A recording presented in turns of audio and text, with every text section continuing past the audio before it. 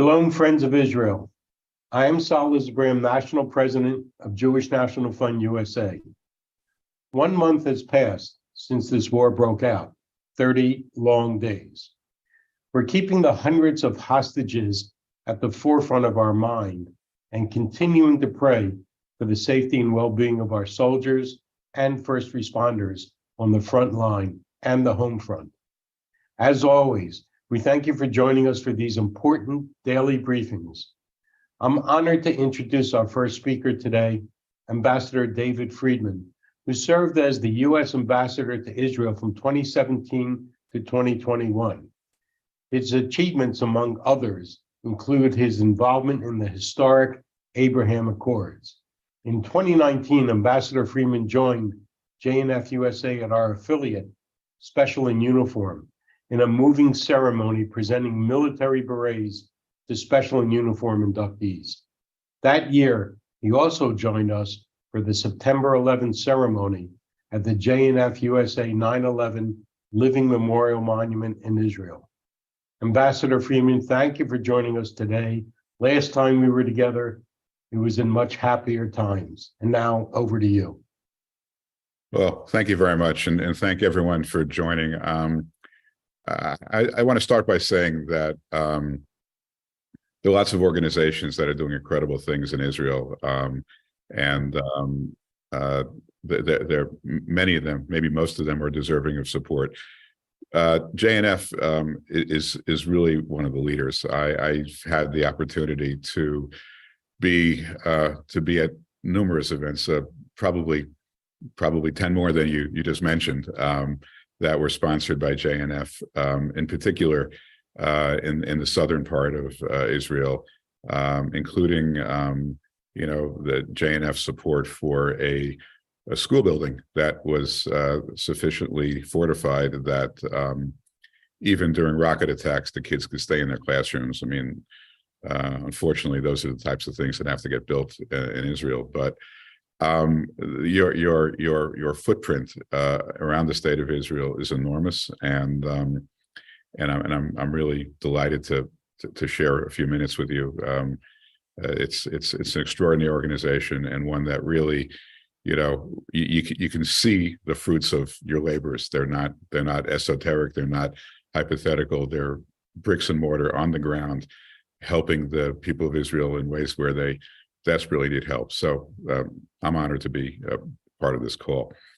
I think the best way to understand October 7th is to understand October 6th and October 5th and the month before that, and think of what we were doing, before October 7th, because all of our lives have changed so dramatically. I mean, just think about what you were thinking about doing, working on, the week before, whether it was during the Chagim of Sukkot or before then.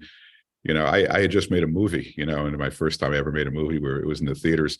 Very exciting. I haven't thought about it. I haven't thought about it once since October 7th. So many things that I was engaged in before October 7th, I'm just not doing them anymore. I just don't have time, don't have the interest. So focused on how to bring Israel, help Israel bring itself through this extraordinary period, a period unlike any that we've ever experienced in our lifetime. There's I like to say that, I'm a perpetual optimist, as difficult as it is to be an optimist these days. And, one thing that happened on the Saturday of October 7th is in our prayers, we began saying, Mashiv haruach u'marid hageshem, which translates to, restore the wind and bring down the rain.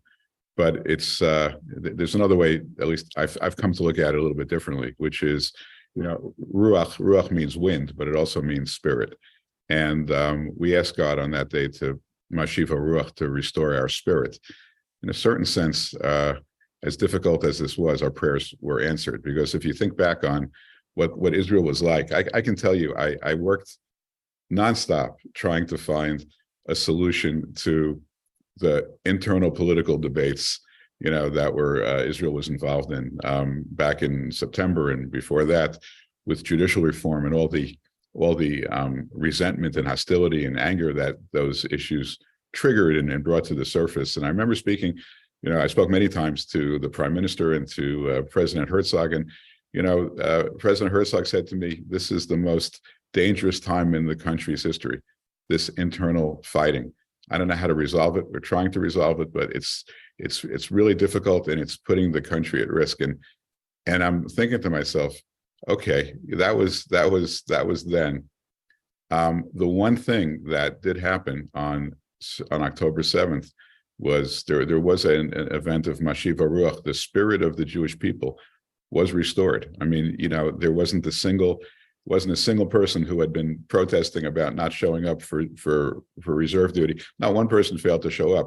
They called up 300,000 people. 350,000 people showed up. 2,000 Haredim are all of a sudden rushing to be inducted into the army. The level of chesed, the level of I'm sorry.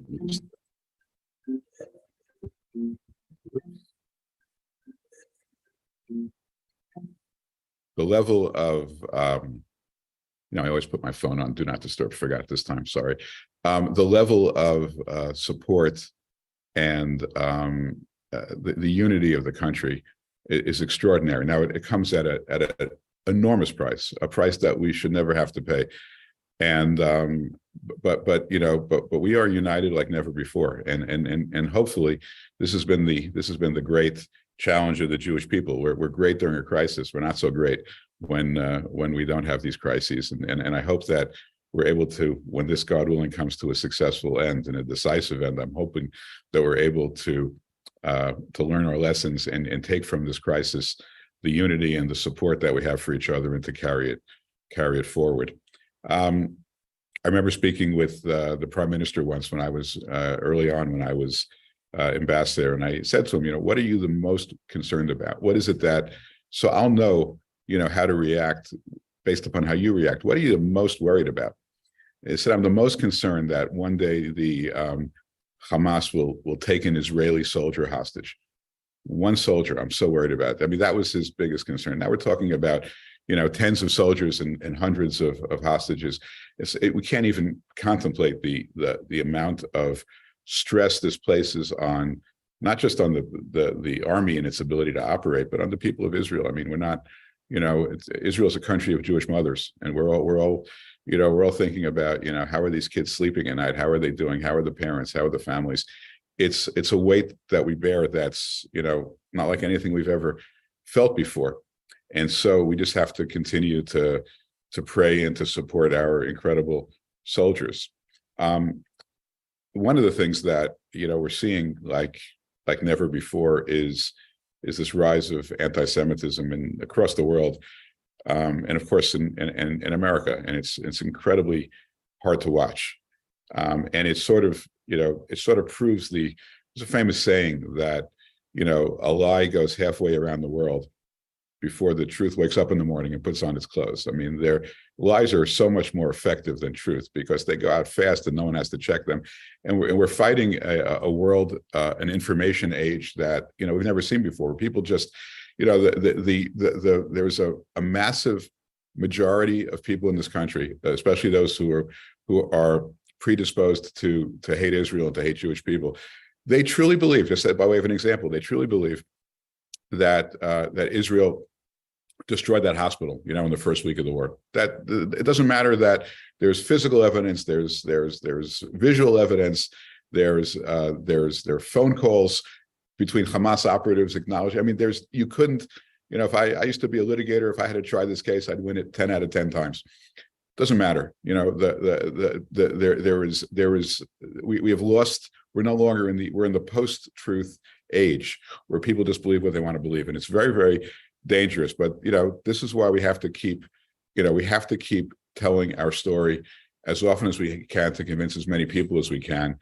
It's very hard to watch. A guy went to Colombia, got kids there, siblings there, grandfather went there. I mean, it's very hard to watch.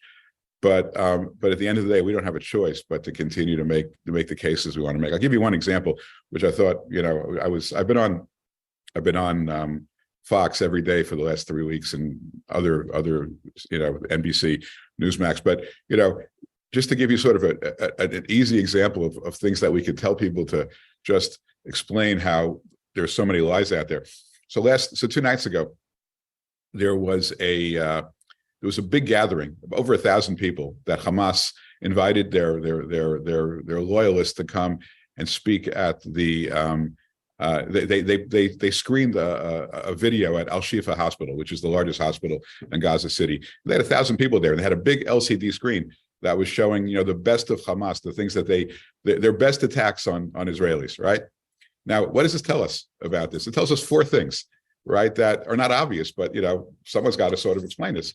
First of all, it tells us, number one, this idea that there are, Hamas militants and then everybody else is innocent and everybody else is being held hostage. It's not true. We have to recognize the fact that there are 2 million people living in Gaza. Many, many, many of them have been radicalized. And so the idea that we're just going to wipe out Hamas and we're going to end up with this idyllic, state of Palestinians living in peace, it's a fiction. It's not true. Number 2, we're seeing that Hamas has plenty of electricity. They put on this lots of lights, lots of place that it was lit up like any other public event. And then the other 2 most important things are this: you couldn't find a less sympathetic group of civilians in the Gaza Strip than those 1,000 people who are all supporting Hamas and cheering about the attacks of Israelis. Couldn't find 1,000 people less sympathetic, but they walked in there and Israel didn't target them. Nobody got killed. Nobody got shot. The idea that Israel is targeting civilians is a complete fiction. All right. And you can't prove it any better than that. And the 4th way, which is the most important way to prove it, is the people in Gaza don't think that Israel is targeting civilians, because if they thought Israel was targeting civilians, they wouldn't have shown up to this 1,000-person gathering next to the Al Shifa Hospital, which, by the way, is the the military base of Hamas. So, we have to fight this fight, so many different ways. We can fight it, we can fight it obviously militarily, and we're not doing that. We have these incredibly brave soldiers in Israel who are fighting the fight for us. And we have the first responders in Zaka and Ikhud Hatzalah and Magen David Adom, and all these people in JNF who are building there. Those are the people on the front lines. We're not on the front lines, but we can do so much anyway. We could help philanthropically. I'm trying to help, in the media, diplomatically. There are a million ways to help. Everybody has a way to help. Everybody has God-given talents that can be put to use, because this is the fight of our lifetime. This is our generational battle. This is, as people say, this is whether never again really means never again, or is a bunch of empty words. And so I see it's 12:14. If anybody has a question or two, I'm happy to take it. We'll see what pops up. As like you call yourself a professional optimist, that it's not easy these days to maintain that title, but you help us to help try to follow your footsteps in being an optimist. And many of the people that have come on have tried to do the same, and it helps us to hear that. I guess one of the big questions that keeps popping up is, will this really end the Hamas, terrorism? How do you, like you said, it's not just the Hamas terrorists, it's everybody there. So how do you eventually turn the whole concept around? Look, there is a school of thought which I don't subscribe to, that somehow you can de-radicalize people by offering them a better life. I wish it were true. I mean, saying, let's just throw money at them. We've been throwing money at the Palestinians for 50 years. The United States has, the Palestinians per capita receive more financial aid around the world than any other people, and it hasn't done a thing to de-radicalize so many of them. So look, this is the way I look at it. I think, and I don't know how many people share my view, but I think that wherever Israel has left a vacuum, it's been filled by terrorists. I mean, that's what history tells us. Whether it was the Gaza Strip, whether it was southern Lebanon, which was filled by Hezbollah, whether it was Sinai, which was filled by ISIS, we leave, terrorists move in. Now, the good news is that all our neighbors, whether it's Jordan or Egypt, or the ones that we concluded the Abraham Accords with, we're all fighting the same enemy. at the end. I mean, we fight it differently. Israel's the only one that really fights it, but we're fighting the same enemy, which is radical Islamists. And I think we need to kind of adopt a two-pronged approach. Number one, I don't think Israel can ever give up security control over any of these areas. I think, again, it leaves, the vacuum will be filled by bad people. At the same time, I think we need to, approach our neighbors, whether it's to the right or the left of on our map, and say, look, we're willing to take responsibility. We, the state of Israel, willing to take responsibility for the prosperity and the human dignity of every single person in territory that we control. Leave aside what that means. Leave aside for a moment, demographic issues and governance and voting and all that stuff. But we're willing to assume responsibility for the human dignity and welfare of every single person that we control, if they want to live in peace with us. So, you want to live in peace with us, you're gonna, we're willing to do more to make your lives better. You want to kill us, we're going to kill you first. Those are the two options. We need to be very binary about this, because I think what we've done is we've allowed, over time, this festering of radicalism to get the best of us. This isn't our first fight in Gaza. It's like our 10th, and every time they shoot at us, we shoot at them. We reduce their capabilities, but within a year, they're stronger and they're better and stronger than ever. We can't keep doing that. I mean, we have to basically tell our neighbors, you choose. You want to live in peace, you want to live in war. If it's war, we know how to deal with that. If it's peace, we know how to deal with that. But we're not going to live in this hybrid zone where you continue to strengthen and conspire and get stronger and attack us and put our people at risk. I think that's an unsustainable strategy. Well, Ambassador, your optimism came out again when you answered this question by starting saying, and the good news is, so we're happy that you ended with that. Thank you for your time. I know your time is valuable. We appreciate it, and we hope we can call on you again. Thank you, Ambassador. My pleasure, and best of luck to you, and thanks for everything you're doing. So everyone, just keep in mind that this is a live broadcast and the order of guests may change. Our next speakers are two brave firefighters representing the many firefighters who are on the front lines and representing those who have unfortunately lost their lives since the start of this war. Master Sergeant Moshe Geffen, Commander, Ashkelon Fire Station, and Sergeant Major Tal Hod, National Special Rescue Unit, Lahava JNF-USA, has partnered with the National Israel Fire Authority for over 15 years. And it's because of that affiliation that we've been able to deliver 4 brand new fire trucks directly to the south, with one more on the way. In addition, we know that there's been a mass call-up of firefighters, both reservists and volunteers, and JNF-USA has funded the specialized gear and equipment necessary for these people serving on the front lines and protecting the home front. Master Sergeant Geffen, thank you for being with us, and over to you. Thank you very much. Let me just start by introducing myself. My name is Moshe Geffen. I was born 47 years ago in Boston. Came to Israel at the age of 4. I am married, have 4 kids, 1 grandchild, 1 on the way. I've been a first responder for the past 15 years, and I'm in the from the age of 15. And I've been a firefighter for the past 22 years, starting out in Gush Katif. I'm an EMT, and I'm part of the High Angle Rescue Unit. I'll start with at October 7th. Started on the way to shift, we already hear the explosions from far away, and we get right away sent to Ashkelon. Firefighter and I'm a team leader, I'm a team commander, and we're running from one scene to another.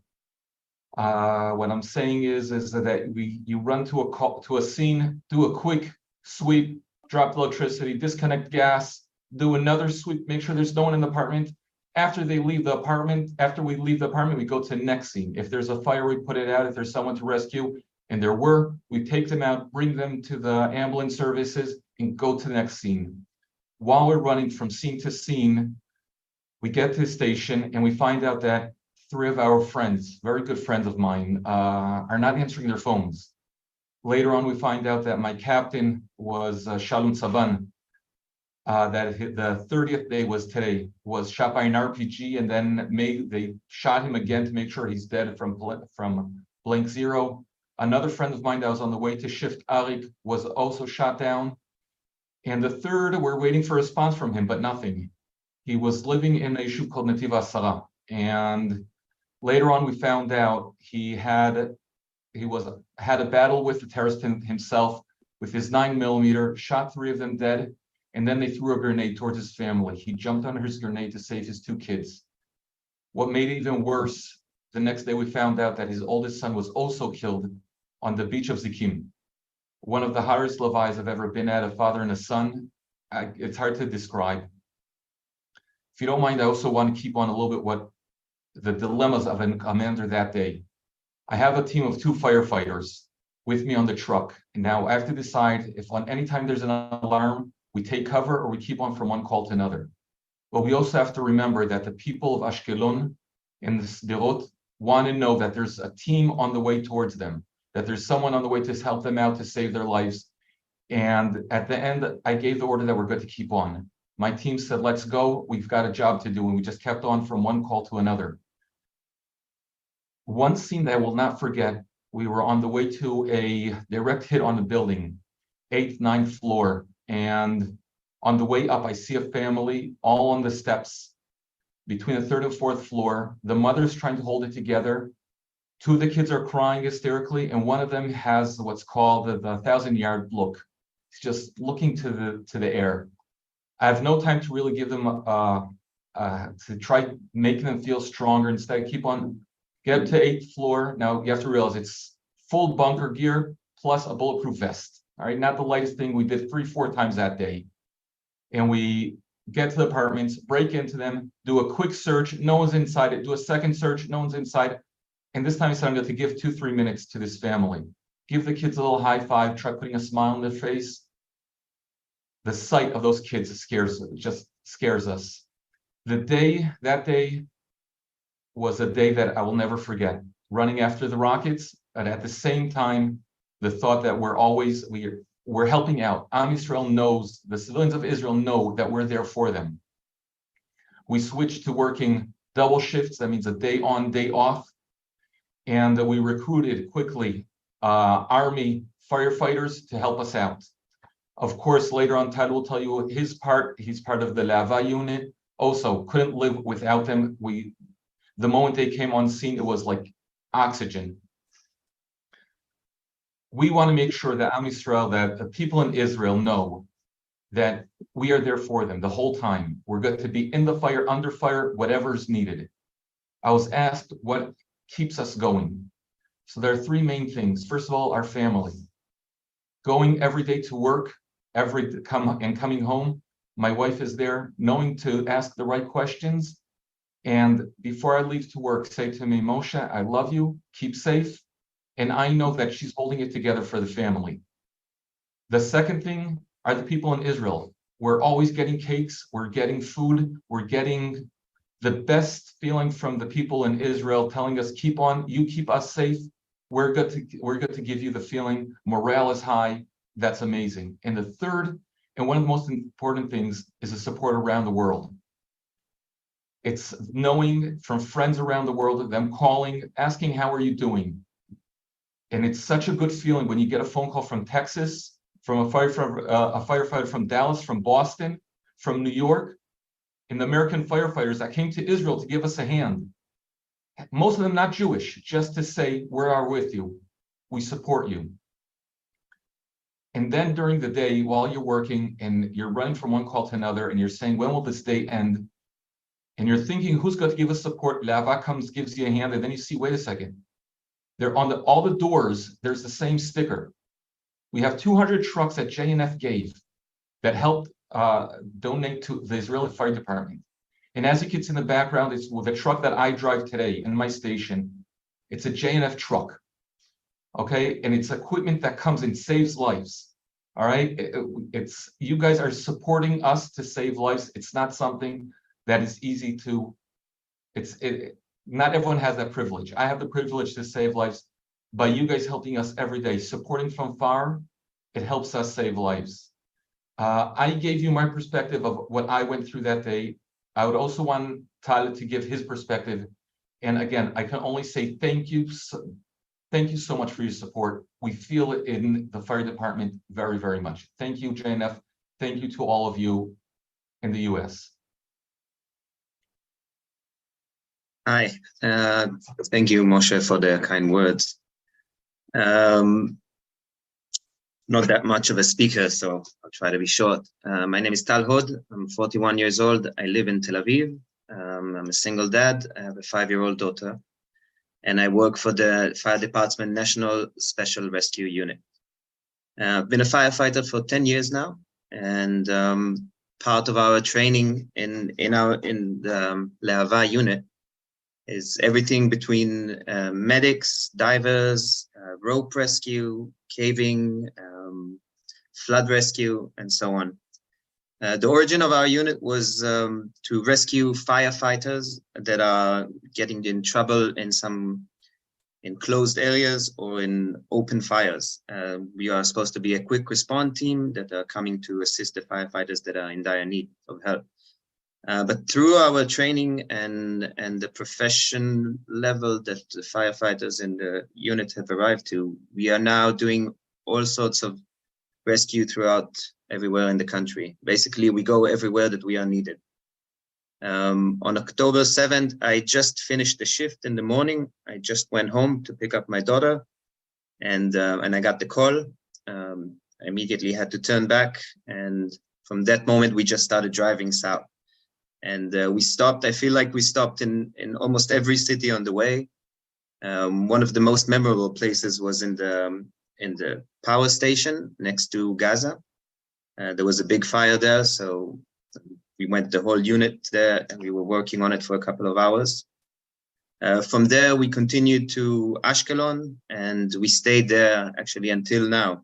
We did 24 hours at the base. It's kind of surreal to move between 24 hours in the rocket-filled area of Ashkelon and then going back to Tel Aviv, which is not much different these days with all the alarms and rockets that are coming to Tel Aviv. But it's just bouncing between the colorful light and the alarm and siren-full life that is there. Moshe was speaking about the feeling of going into the calls when the rockets come. I feel like in a way we are a little bit of a hurricane chasers. We hear the alarms, we know that there have been falls, and then we drive there to look for either people that are trapped or fires or anything that we can help with our special skills.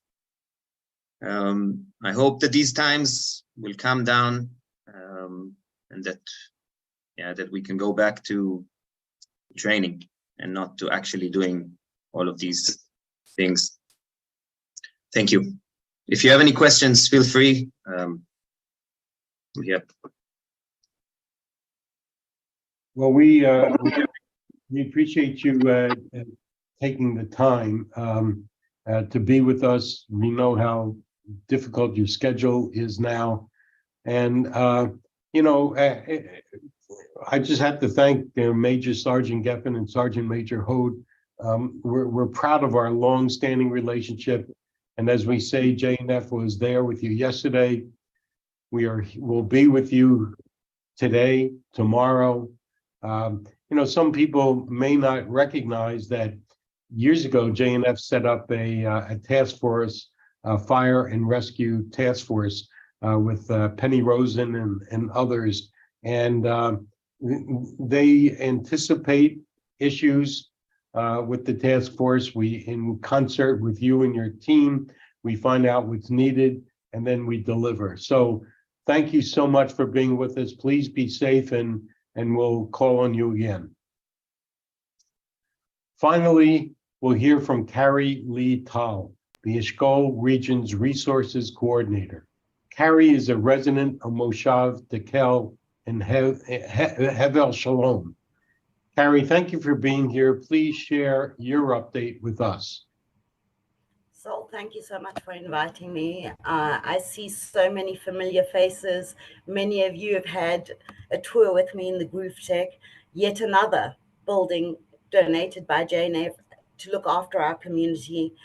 Eshkol region is one of the largest regional councils. We share borders with both Gaza Strip and Egypt. We have 32 communities. We produce about 75% of Israel's fresh fruit and vegetables, and we live in these small communities. JNF has been with us. Our problem didn't start on the 7th. Our region is an ongoing emergency routine. We have up to 15 seconds to get to shelters in our region, and incoming rockets, incendiary fires, balloons, kites is nothing new for us.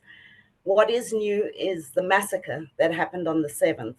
Now, obviously, we have had a long-standing relationship with JNF, whether it be bringing new people to live in our region, our resilience treatments, which are trauma treatments.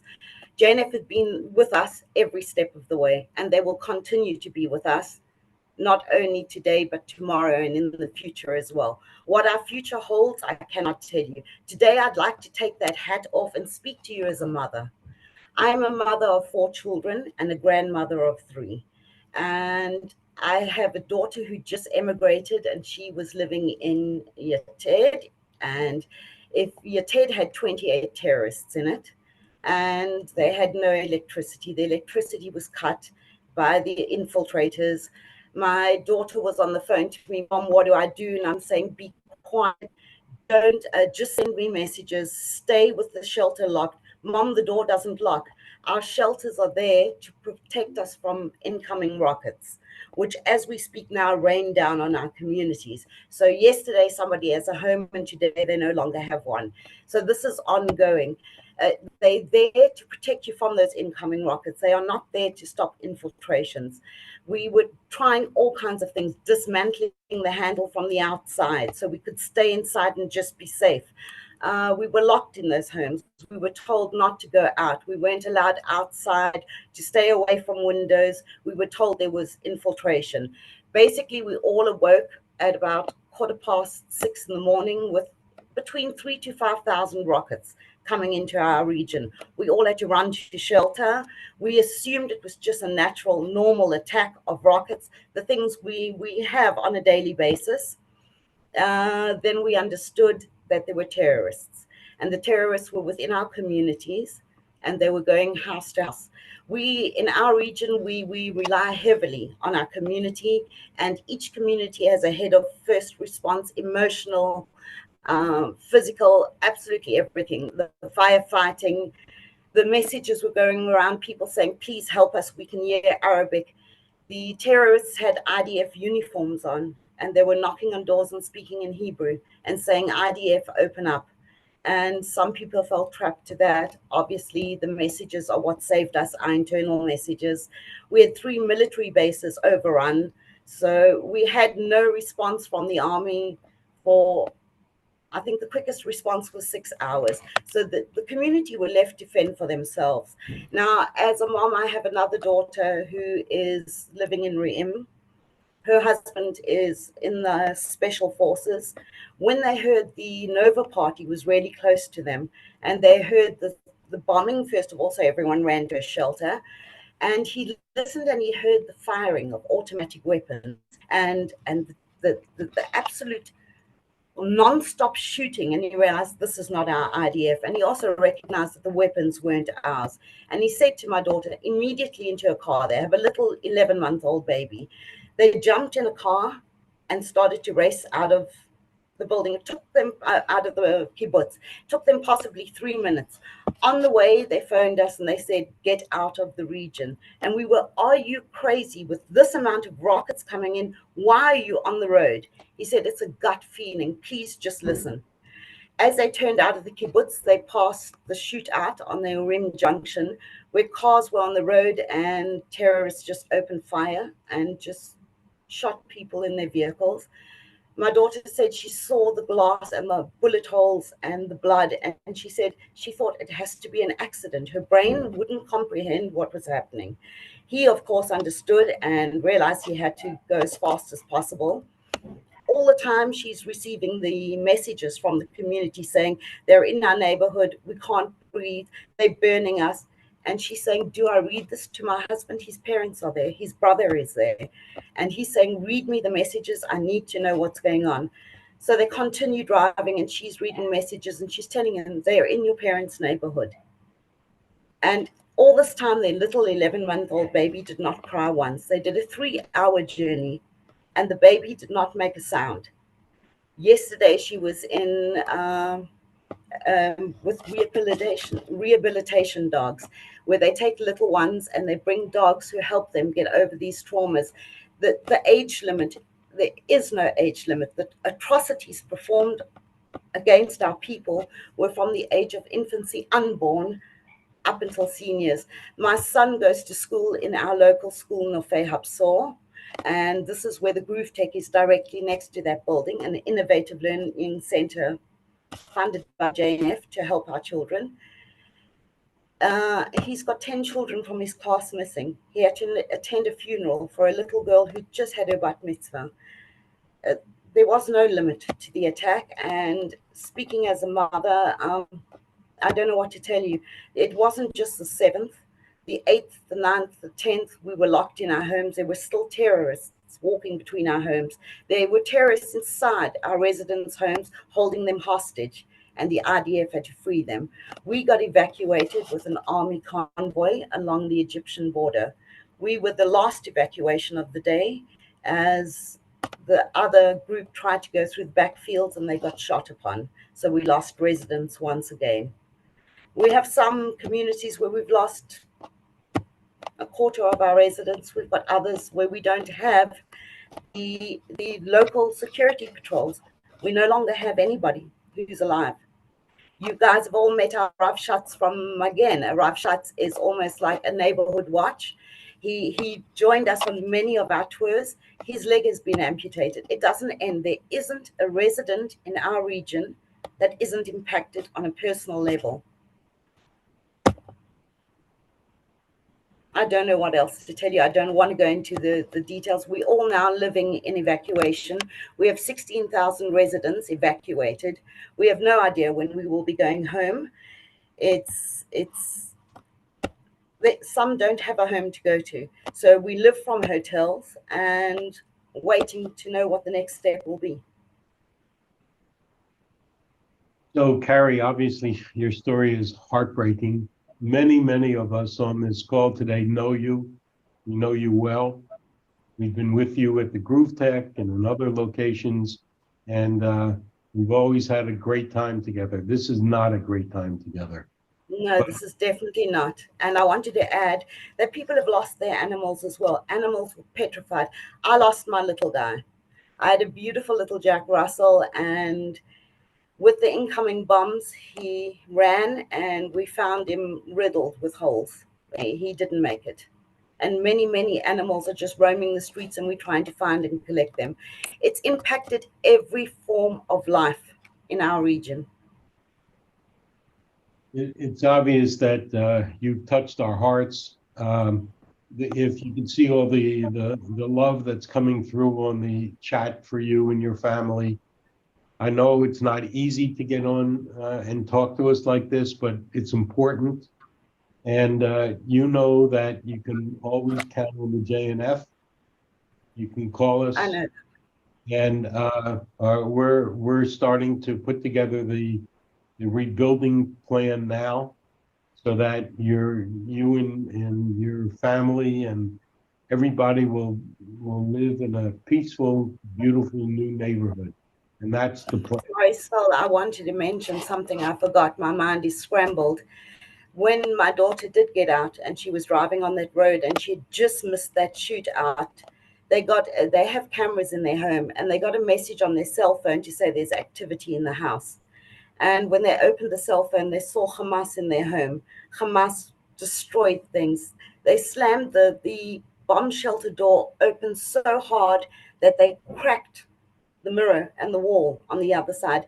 They took the baby cot and threw it. There's blood on the kitchen. They just destroyed things they didn't want to take. They stole. and then they destroyed things they didn't want to take. And they watched Hamas in their home while fleeing to safety. And they opened the fridge and they had a meal.